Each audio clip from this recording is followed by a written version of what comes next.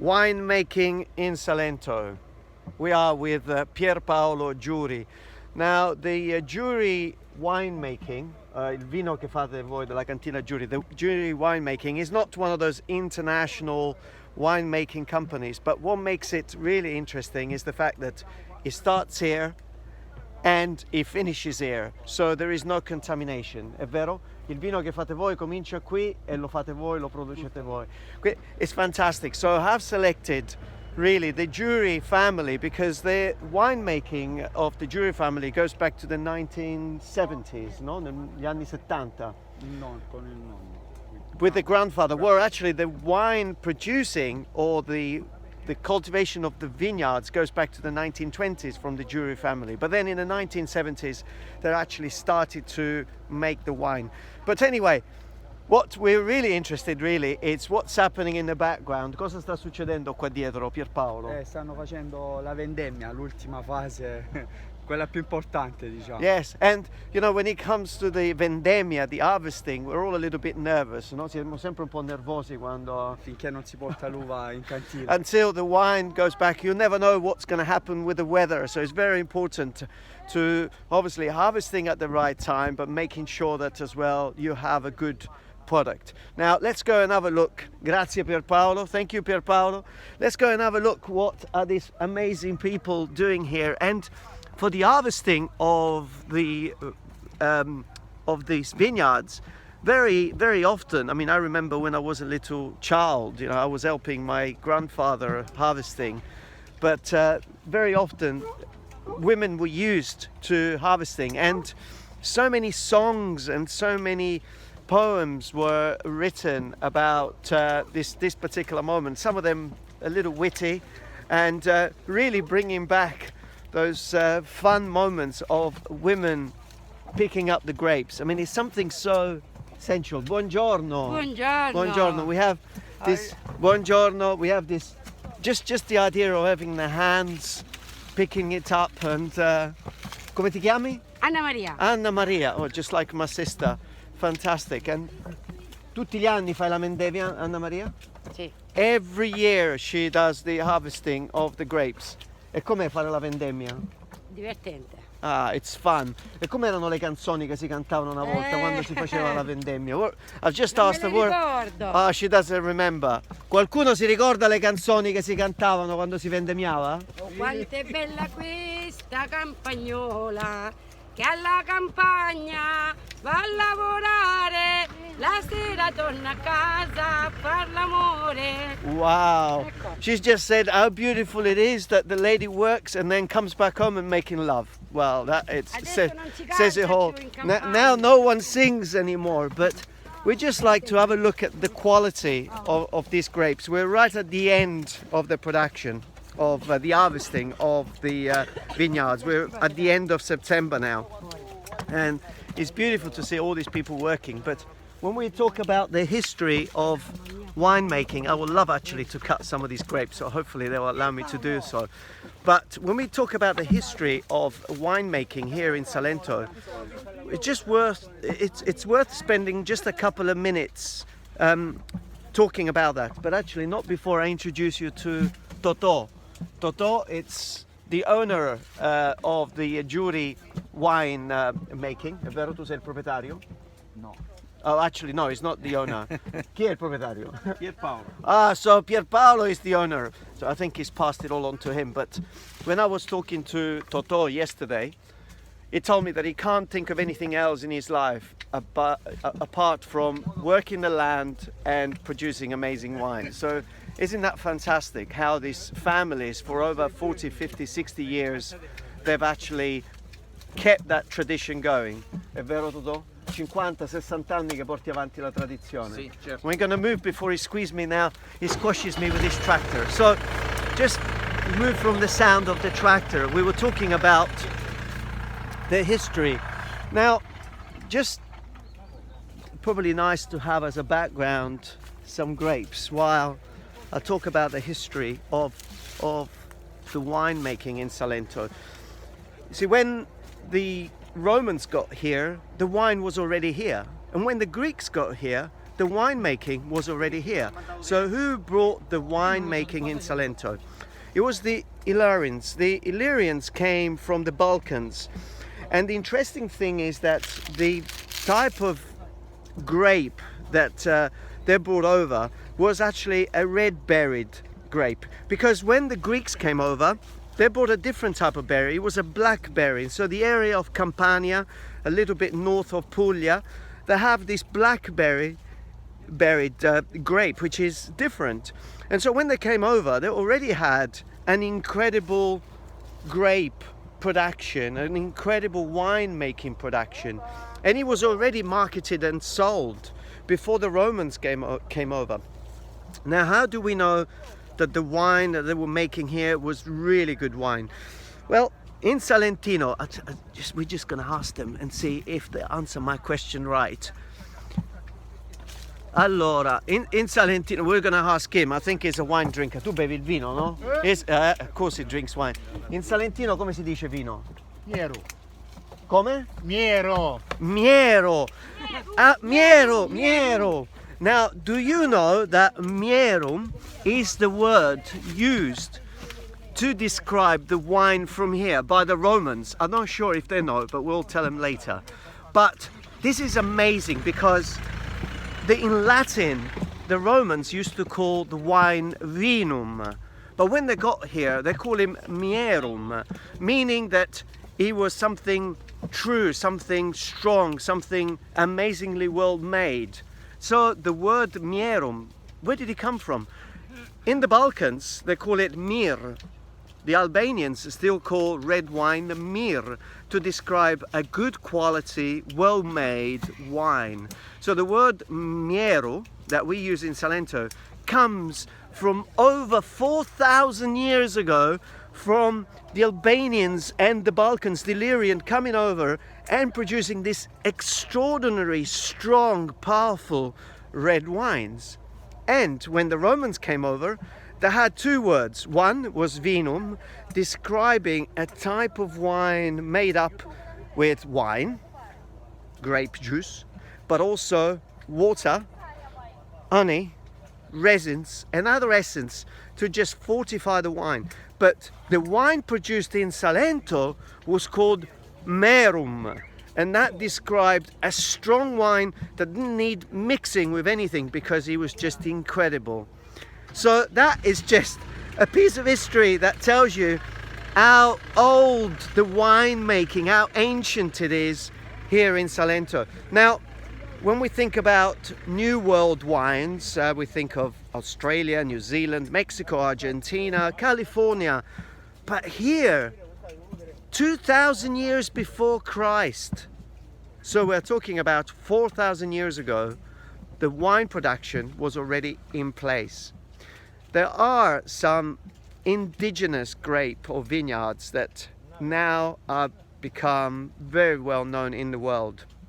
In fact, if you are in a supermarkets in the United States or in Europe anywhere, you may find on the shelf a wine made with Primitivo, or a wine made with Negro Amaro grapes, or a wine made with Malvasia, which is the grape that we're actually harvesting today. All these wines, all these grapes, some of them are indigenous to the area, but some of them also, like Zinfandel, which is known as a Negro Amaro grape, it's not indigenous from over here, but over here it produces an incredible wine. Why does he produces an incredible wine? Well, I think everybody will tell you when it comes about wines that it's got to do with the soil. And the soil in Salento, it varied. In some areas, the ancient cultivations, they used to dig the stones and the rocks out in order to plant the vineyards. And obviously their roots were sinking into this very alkaline and lime-based stone, producing this incredible taste. But also, we are at the end of September and we have about 30 degrees. And this is what makes the wine of Salento very rare, the sun rays. this incredible heat that elevates the level of sugar that the wine produces. In fact, we need to ask some technical questions, and then we're gonna go and see how they make the wine, but not before I get a pair of clippers from Anna Maria and I cut some grapes myself. Anna Maria, ma posso tagliare un paio di grappoli io con la tua forbice meravigliosa? Oh, look at this. So she's gonna hold it for me. Right. And oh, that's fantastic.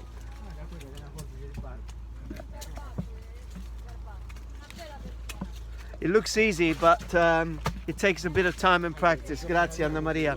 Sembra facile, però ci vuole, eh? It looks easy, but it takes a lot of practice, and also doing it without damaging the grapes, keeping it all in one place. But we haven't tasted it yet. This is just amazing. And just to think that these small family businesses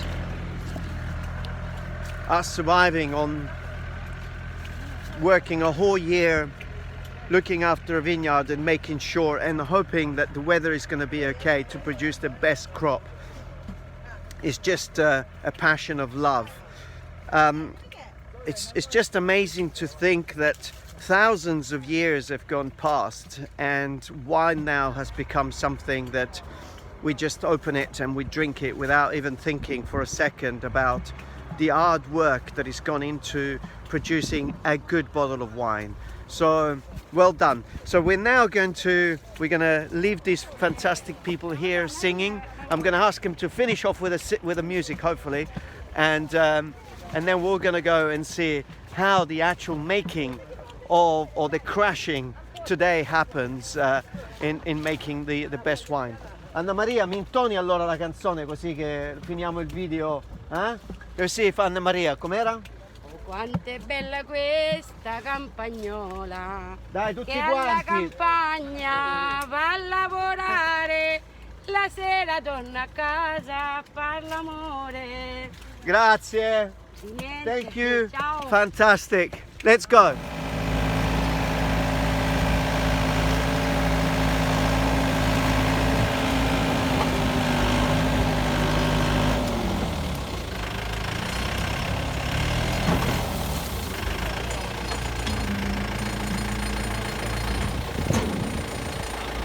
We have arrived, so the grape has also arrived, and we're just gonna see the actual squeezing. What used to happen many years ago with people jumping up and down, well, it doesn't happen like that anymore. And yeah, so we're gonna witness really this crucial moment of winemaking. So exciting. We already see. I've got to be careful where I'm standing here. We don't want the wine to be any more red than what really it's going to be already. So when the machine starts, probably the noise is going to be quite a lot. You can already look at that color red. But that's only as a result of being in that truck for probably a couple of hours in 6 o'clock, 7 o'clock this morning when they started.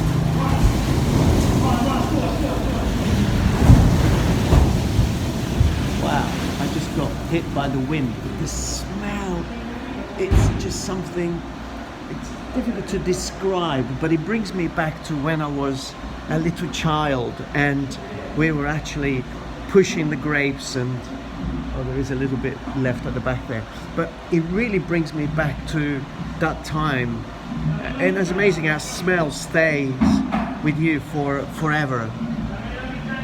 So let's see what happens when this one starts.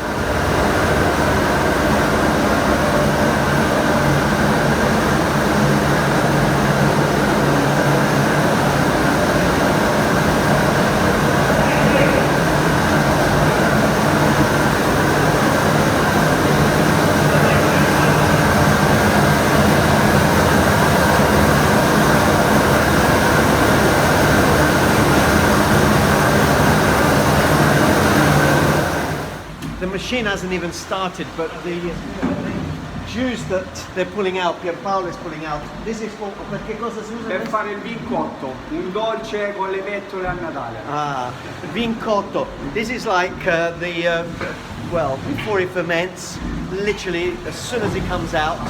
And then it's an old tradition recipe, vin cotto, or in some areas in Italy they call it cotto, which is really the process of cooking and cooking and cooking this until it becomes a very dense syrup. And so then it's used in the winter to dip your donuts, or the pitule, which is also a very traditional type of small donuts. So this goes back to ancient tradition. So this vin cotto, it's produced with a very first juice that comes out before it ferments. If it starts fermenting, it's not good anymore. And so it's amazing how these traditions are still there. The machine now has just started.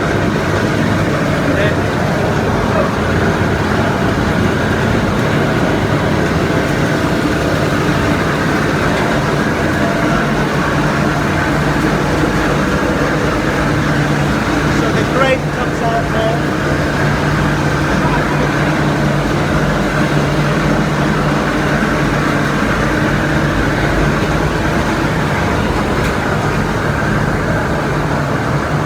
Exciting moment to think that this wine is then going to travel to all over the world. Well, probably not the jury one, but wine in general. It gets made up here and then ends up somewhere else in the world. Yeah, just how you measure the alcohol level. It's by the sugar level, which is 20%, 20%. With Pierpaolo, which is the main man. Siamo nella fase più importante, quella più delicata della vinificazione. Le uve appena raccolte, questa è una cosa molto importante, vanno subito vinificate per evitare fermentazioni spontanee che ne alterano le proprietà organolettiche. Diciamo. I'm going to try to translate that. So this is a most crucial moment of wine making, and the grapes that get collected, they need to be taken here as quickly as possible, and they need to be crushed. And that's to avoid a spontaneous fermentation that could happen as a result of keeping them in the truck or keeping them in a container for too long. So this is one of the most important moments of making wine, not to alter really the quality of the finished product. Adesso abbiamo messo il prodotto, vengono deraspate e poi vengono messi in dei serbatoi di acciaio per mantenere la fermentazione a freddo, perché noi mettiamo insieme le antiche tecniche contadine in campagna ma con l'innovazione tecnologica qui. Le fermentazioni fatte a freddo mantengono le proprietà organolettiche intatte. So this is bringing together, Pierpaolo was saying, old ancient traditions with modern techniques. So once the grapes get crushed and the actual grapes gets completely eliminated, they will then get transferred into these stainless steel containers, and they're sitting there for I think about a week. But what the interesting thing that he was saying, the fermentation is a natural process. It doesn't get forced, so it's done a cold, what he actually described as a cold fermentation, and that's again mixing the old ancient traditions with modern techniques. E quindi adesso noi con queste uve faremo una fermentazione a rosso, cioè il succo insieme alle bucce verrà macerato per diversi giorni in base alla tonalità di colore che vorremmo avere, e poi verranno pressate in una pressa soffice nella fase finale, diciamo. So with these grapes today they're making red wine, rosso. They're making red wine because that's important, because it also depends how much time the actual juice spends with the grape, with the skin, because that's what gives the color. So in this particular case they're going to make a red wine. It sits in this stainless steel containers for about a week, una settimana circa. Sì. Yeah. And then after that, so they get put into a press where everything gets squashed, so the last bit of the juice comes out. Adesso con le uve di oggi che fanno circa un 20 gradi zuccherini abbondanti avremo un vino sui circa 13 gradi, abbastanza Wow, he's already forte e measured. corposo. He's already measured the sugar level of this particular grapes today, and he's probably more than 20 to 20 gradi. 20 gradi zuccherini. Yeah, 20 degrees of sugar. I think that's how they measure it. And with that level of sugar, they can almost tell already that this wine is going to be probably around about the 13 degrees scale of alcohol, which is a very strong Salentino wine, Miero. Vero vino salentino. The miele. real true Miero, the vino Salentino. Ok, grazie Pierpaolo. Vai. And third generation of Giuri Cantina. Now, the reason why I chose Giuri, there are so many wine producers, ci sono tantissimi produttori di vino in Salento. Sì, tantissimi produttori di vino in Salento e anche qui sul Nardò i miei colleghi fanno un vino ottimo perché la nostra terra lo permette. Because this soil actually allows it. But why I chose Giuri is because they produce the wine, they produce the grapes, they make the wine, they sell the wine. Però voi producete l'uva, Sì, seguiamo fate il tutta vino. la filiera. So they noi. follow all the steps, where a lot of wine producers, they make fantastic wine, but potentially they don't produce all the grapes. So that's fantastic to see the love of this young man that has been passed on from his grandparents to his father, to him, and to your 9 months old baby, no? Il tuo bambino c'ha Sì, 9 a mesi. 9 mesi, So potrebbe his- continuare anche So lui. his little one is only 9 months, but he may continue. So fantastic. I hope you've enjoyed the video. Grazie per Paolo. Vai. And yes, wherever you are, make sure you drink a bottle of wine from Salento. Primitivo, Salice, Negro Amaro, Malvasia. And make sure that it is from Salento, and then let me know what you think about this extraordinary tradition that goes back thousands of years. Before the Romans, before the Greeks, in Salento, we were producing wine. Thank you very much. I hope you've enjoyed the video. Leave a comment, subscribe to our YouTube channel, and until next time, drink a lot of wine.